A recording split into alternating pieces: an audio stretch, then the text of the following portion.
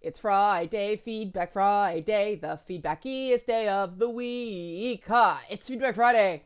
And Friday is rapidly becoming my favorite day of the week because I don't have to talk on Fridays. Fridays is like my dark day for camera stuff, and I can just sit there and be a silent introvert.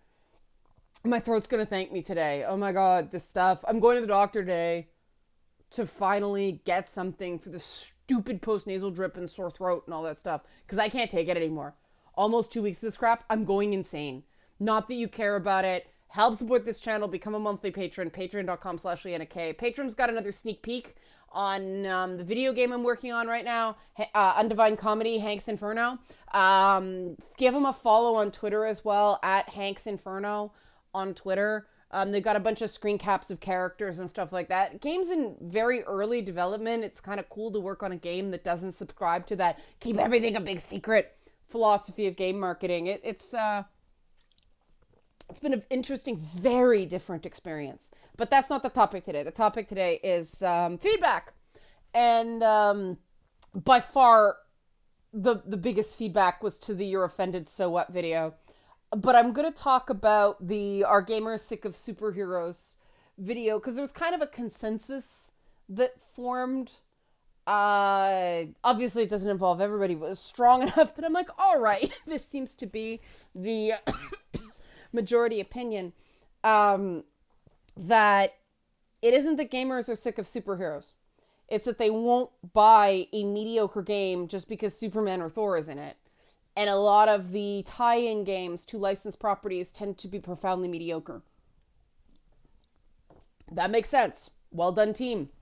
Good feedback. Moving on. The You're Offended, So What video, that one created some really interesting responses. I should have known better than to make a side comment about a Star Trek show, because I know people have very strong opinions on Star Trek. Some people are like, the swearing kicked you out of it. Not all the, and they go into everything they think is wrong with Star Trek Picard. And I'm not a hard sci-fi person. Apologies to friends of mine who are hard science fiction writers. I'm not a hard sci-fi person. I'm a space opera person. Don't explain everything to me, because I'm of the opinion that speculative fiction is basically space magic. It's about the characters. It's about the themes overall. The sci-fi setting is a pretense to give us some distance so we can look at things without feeling attacked in a lot of ways. That's what I like about sci-fi. That's what I like about fantasy. I know some people who are sci-fi writers who research things meticulously. And I'm a researcher. I think that's fantastic. I mean, the game I'm working on is a burp, farts, and insults comedy, beat 'em up. But I'm still diving into research about various things. For me, it's so I know where to go with the burping, farting, swearing jokes. But that's my process. Other people care very much about getting it as accurate as possible so it seems realistic. And that's laudable. It's just, I like Edgar Rice Burroughs, man. Like, I like John Carter of Mars kind of stuff. Princess of Mars, all that stuff. It doesn't have to feel real for me. I need escapes from reality, because reality just grinds me down too often. I'm watching The Mandalorian right now because my husband got Disney Infinity for his birthday. I might have had something to do with that. But oh my god, it's so fun and it's so good. And Baby Yoda's so cute. Like, the memes did not prepare me. Baby Yoda is ridiculously cute. Oh my god. But the show in general is good, and anything Gina Carano's in, I will watch. I love Gina Carano. But this is me saying, I'm not going to fight you on Star Trek because I don't I like Star Trek. I'm an original series Next Generation person just because of my age. Like, I love those shows. I'm not as attached so much to the other shows. I was a very hard convert to Discovery I watched the first 2 episodes and went, nope, nope, nope, nope, garbage. They killed Michelle Yeoh. Nope, nope, nope. And then it gets better. It gets better. It does get better. I was wrong. They were right. I finally watched it. But I don't know. Like I said, Discovery doesn't bother me as much as Picard. I said, why? If it doesn't bother you, that's cool. That was just one example for me. Getting on to the actual topic at hand, I just wanted to address that because there were so many people. They were like, OMG Star Trek, which I know is a thing. And I should have been more aware of that thing. Just stated for the record. Some of the conversations on nudity were very interested. People assume that because I said nudity should have a purpose, they assumed I didn't think that about things like violence or any other element. Again, my process is that everything you do in a story needs to have a practical purpose. Sometimes the practical purpose is I wanted something cool. That's justifiable sometimes. But I think that's why I like game writing so much, is game writing really narrows down the possibilities to pick from. Because I'm an abstract nonlinear thinker, but I'm systemized. I know. How are you nonlinear systemized? It kind of looks like this in my head. Okay, there's a system to it. One thing goes to another, but it's not a neat organized straight line. And the requirements of interactive narrative just, I only have 3 options to solve a problem instead of 23, and it just makes my life so much easier. And that's why I'm like, okay, when I'm constructing a story, everything has to have a purpose. There can't be, because I end up with something that's 30,000 words and it needs to be 7,000, right? I'm a chronic overwriter. So I feel the same way about violence as I do about nudity. Violence shouldn't be a default state, just like a male character shouldn't be a default state. A white character shouldn't be the default state, and everything else needs to be explained. No, you have to explain why violence is right in a given game as opposed to why non-violence is right in a given game. Everything has to be conscious. It's not just, well, we do it because this is the way it's always been done. That's just not the way I think. So just for the record, it's not unique to nudity in my opinion. I think there is some stuff where violence gets gratuitous and unnecessary. And I don't think we should single out nudity as being something uniquely harmful. So just laying that there. A couple of really interesting comments. A Princess Rescuer offered a version of this comment. And it was a very, very long comment. And I'd normally read it, but throat and stuff.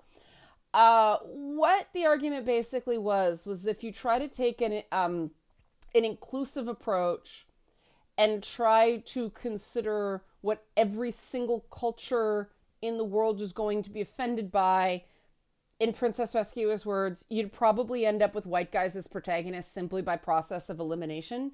It's how I'm reading now. It's how the derivative AAA plague happened in the first place. Every developer sticking with only the most popular elements intended to create a perfect game, only to end up with a sea of indistinguishable ones. Niche games tend to be more varied because they're not trying to please everyone. That ties into my process again. I think maybe it's because I am such an anomaly. I can't connect to why this is a thing. And I'm like, well, everybody else is making this thing and they have a lot more money to make this thing than I'm going to have to make this thing. So let's do something different because I can't compete with this thing. I have to blue ocean it, you know? The other thing I'm learning as an aside in game dev is how limiting optimizing for the Nintendo Switch is. Holy crap. You have more processing power with modern cell phones than the Switch in some ways. It's a really interesting creative challenge, but I digress. It's true that because of the way media has been exploited and the way that conflicting bigotries in cultures around the world, both with race and with LGBTQ plus rights, the only 2 safe options you have in video games is a white, straight, cisgendered, guy, or an Asian, straight, cisgendered guy. You're going to offend somebody if you step away from either of those 2 options. It's true. There's a lot of xenophobia and racism in China, for instance, which bankrolls a huge amount of games. Um, there's still a lot of anti-gay bigotry in a lot of like Asian, Middle Eastern, and African countries. I'm not saying this is a dig against the people. It's like homosexuality is still like illegal in a lot of parts of the world. I mean, there's still a massive abortion debate in Ireland, um, as well as the U.S. So it's true that you can't. Game design is a process of exclusion as well as inclusion. Every time you make a choice, you close off a door. And the human brain hates cutting away options, but you have to, because you don't get anything made unless you make certain choices, right? But I thought that was a good point, that you have to target, and you have to go, who's my audience? And it's not a question of race or gender. A lot of the time, your first decision is, like, for instance, am I going to appeal to casual or hardcores? Am I going to try to make a game that, appeals to hardcores but doesn't leave casuals behind? How do you do that? Or you're going to make a completely accessible game because there are a lot more casuals and hardcores, but those hardcores who are your, your advocate audience, they're the ones who are more likely to be early adopters who will, advocate for your game. In a lot of ways, I believe that they're too important a consumer base to ignore. But that's just my philosophy, because I'm not making Facebook games, right? You don't make Facebook games for hardcores. You don't. Even though you can get really hardcore on those games, man.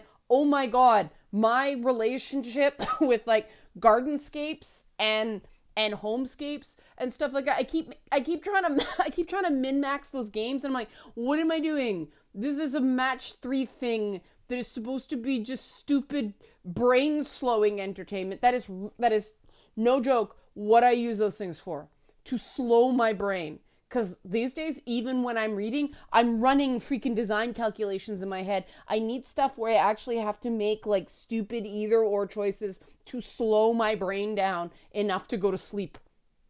And that's how I do it. But I'm still going, oh, if I do this, I can maximize this and I can maximize this. It's like, stop. That's not how these games are intended to be played. That was a long way to say, yes, it's true. You do have to eliminate some potential consumers to create a game some people will love, instead of a game everybody thinks is just mediocre.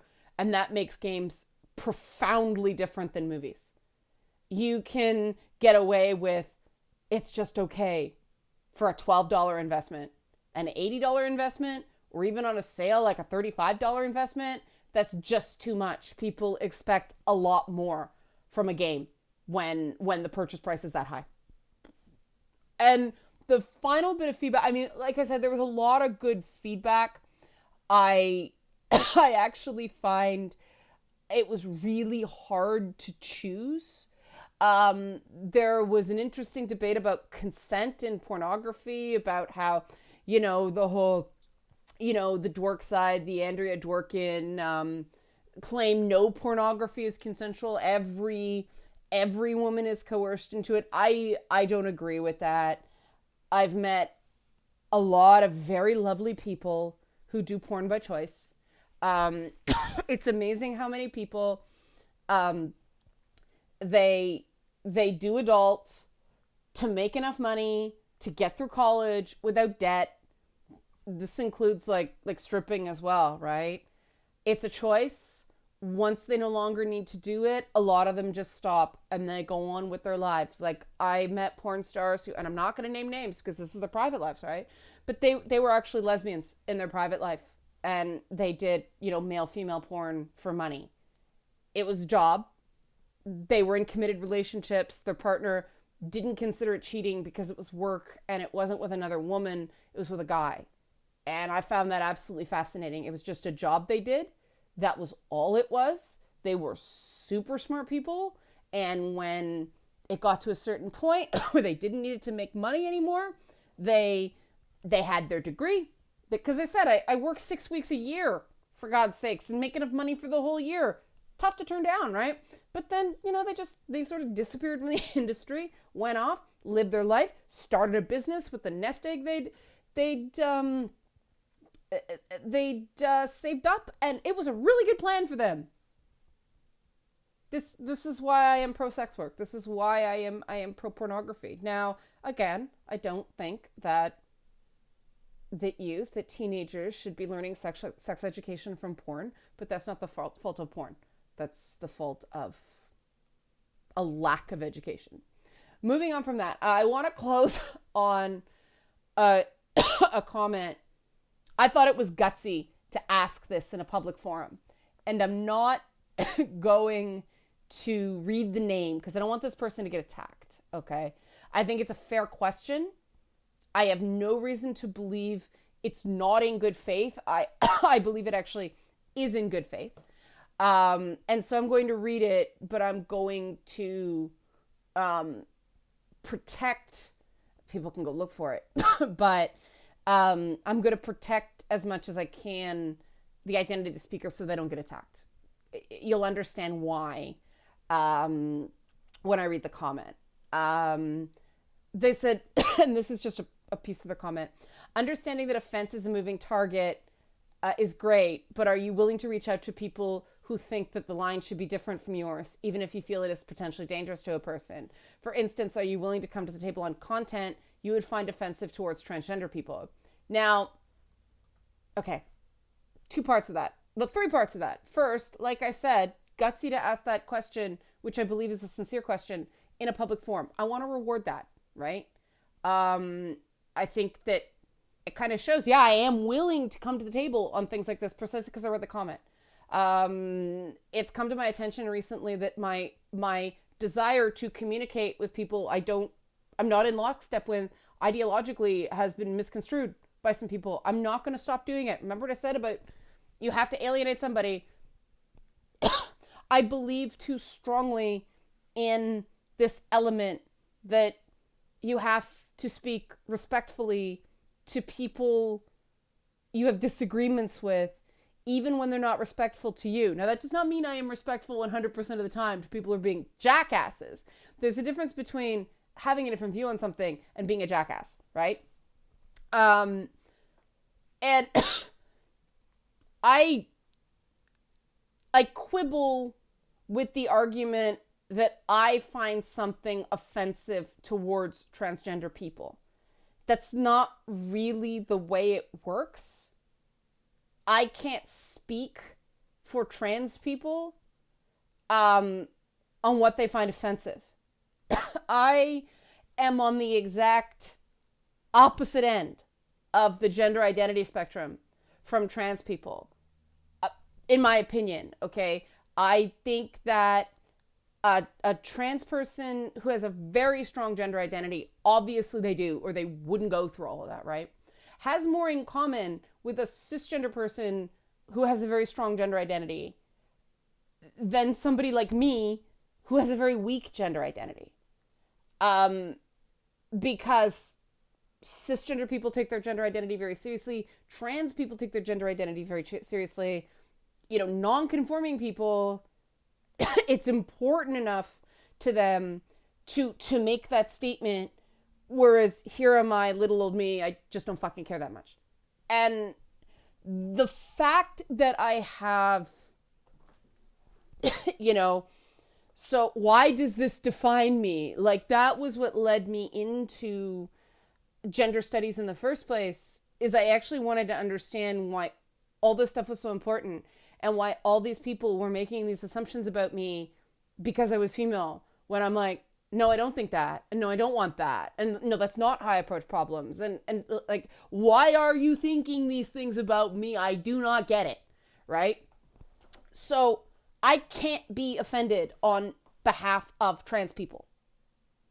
I am being sensitive to what trans people have told me is offensive.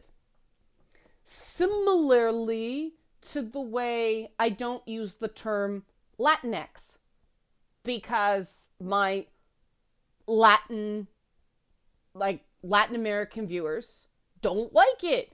They think it's a bastard edition of their language. Now, there are other people who think differently about it. But if a person is male, I call them Latino or Hispanic, or in some cases Chicano, because that's the identity they want to be referred to when they're from Mexico. If they're female, they're Latina.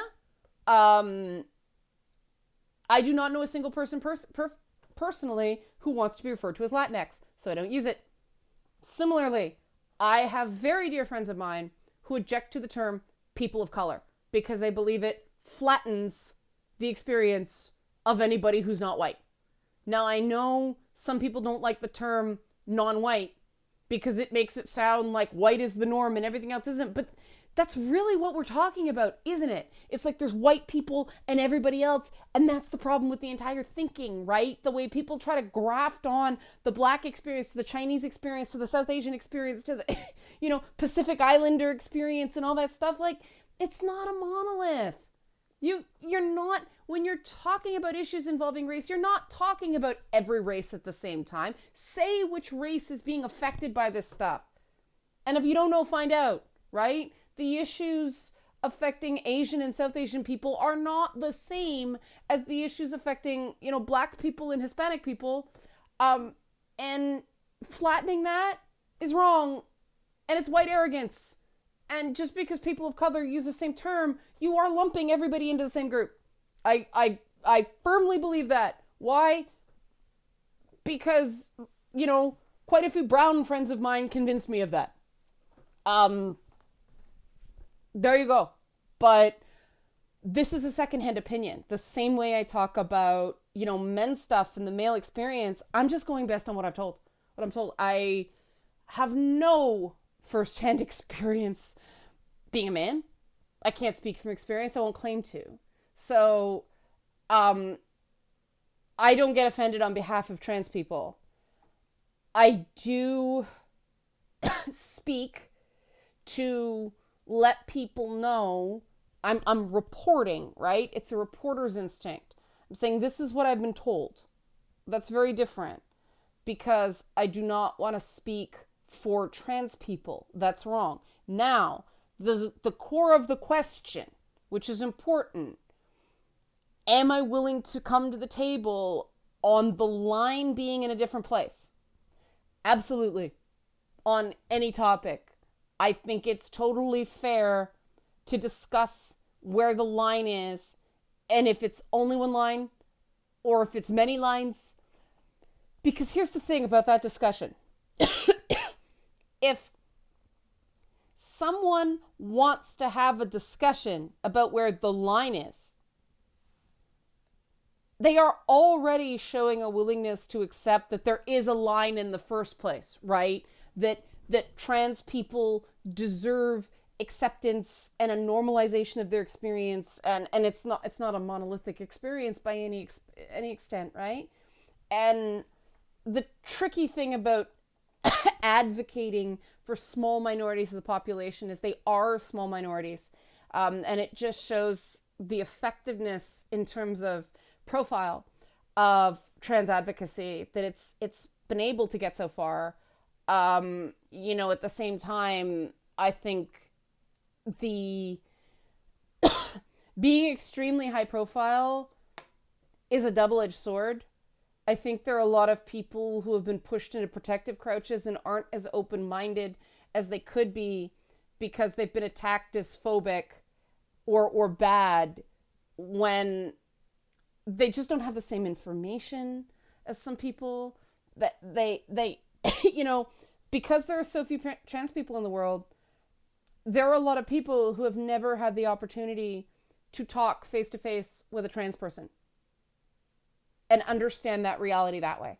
I've been extremely fortunate about the diversity of people I have had the privilege to meet in many, many ways.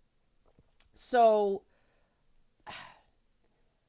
a lot of these inclusion fights outside of gaming are about that exact thing. Where's the line? What does reasonable accommodation mean?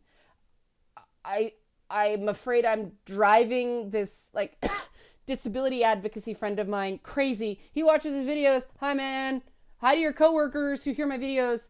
I drive him crazy asking him a million questions. And sometimes I feel like I'm abusing him as a resource because I'm taking so much free time. But at the same time, I want to do it right, right? I want to do something right. I'll reach out to people who know a lot more than I do. So it's the same. It's the same for trans people. It's the same for gay people. I mean, we're better now with LG anyway, lesbian gay inclusion. I think there's still a lot of work to do with stereotypes of bisexual people, stereotypes of gay men and women as well, let's be fair. But we're still working on,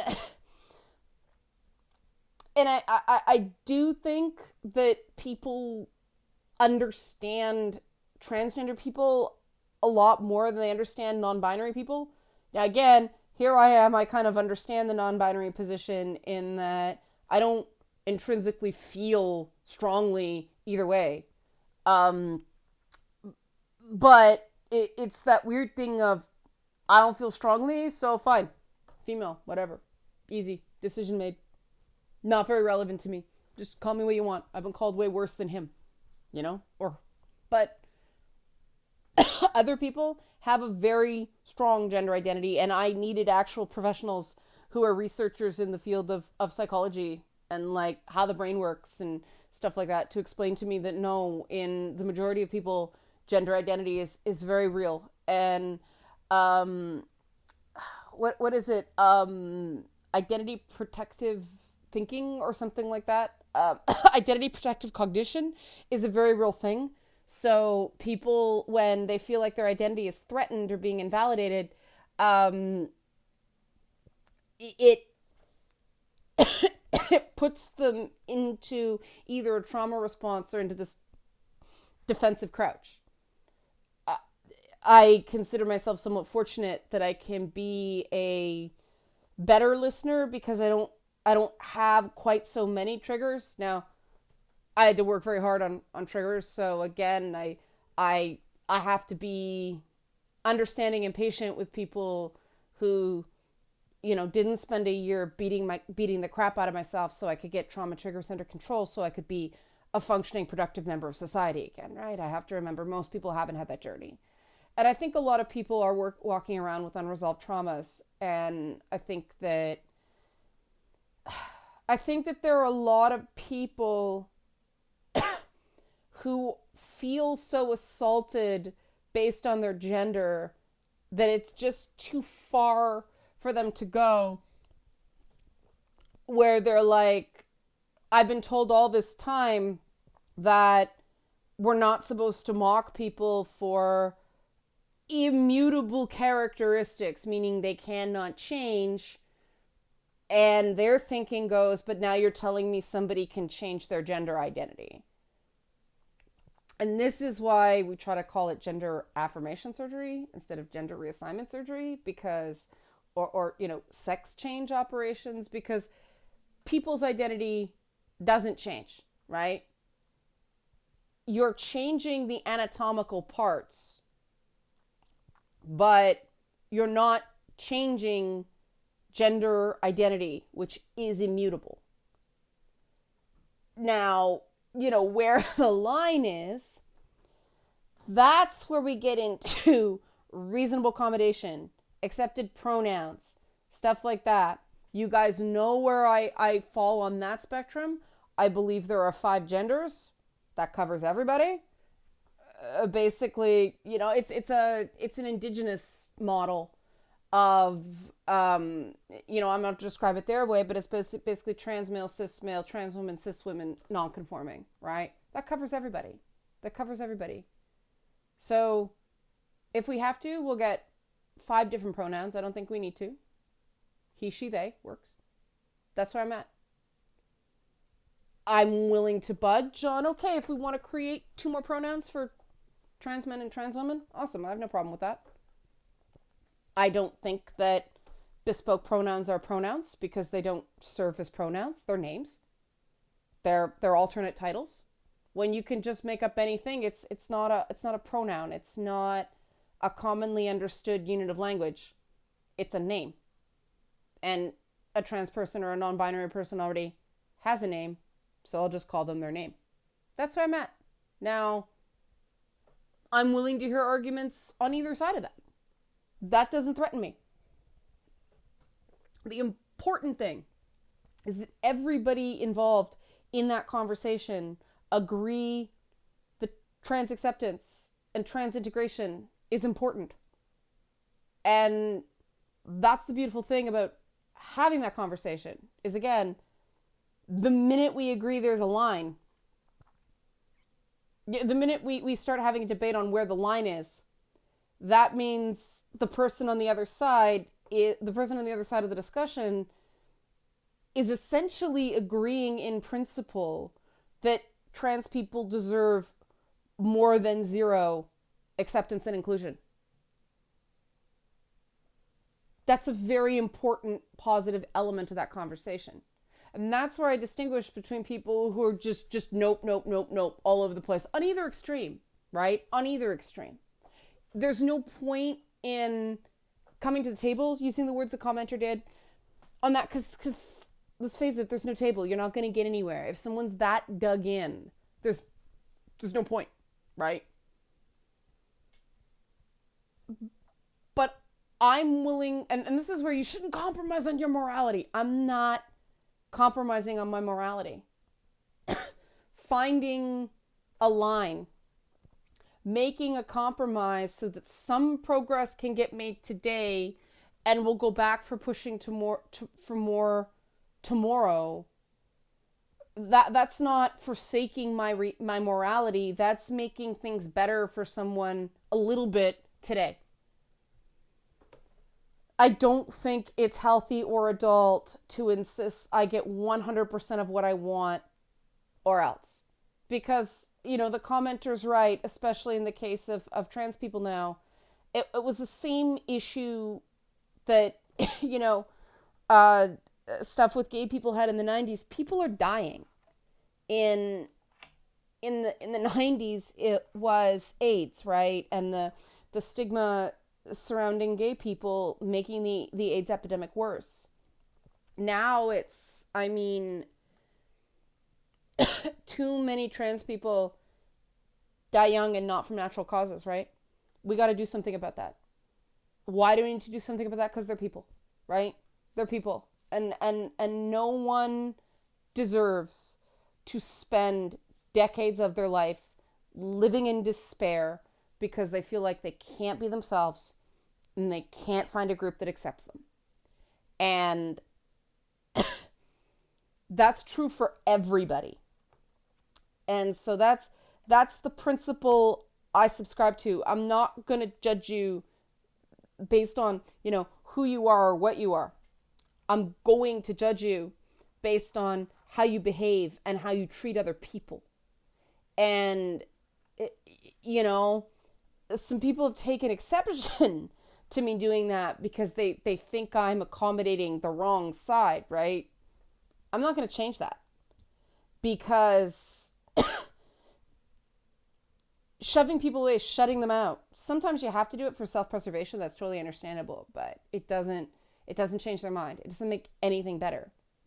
You have to work with people. Sometimes work with people you can't stand to create change.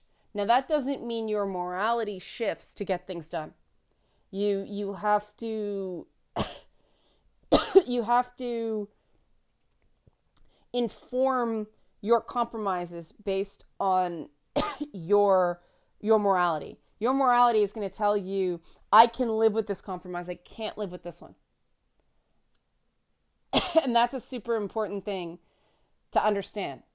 Now, a lot of people are going to call me a bigot for that. A lot of people are going to call me a social justice warrior for that.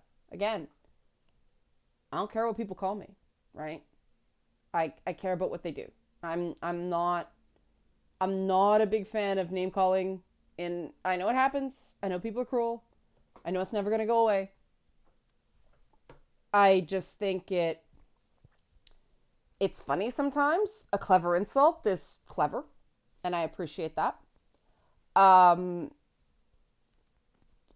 just when it comes to policy and it comes to sort of setting ground rules for everybody, there's no place for that there. There's a time and a place for everything, just not there. So I'll leave it there. Hopefully that answered your question.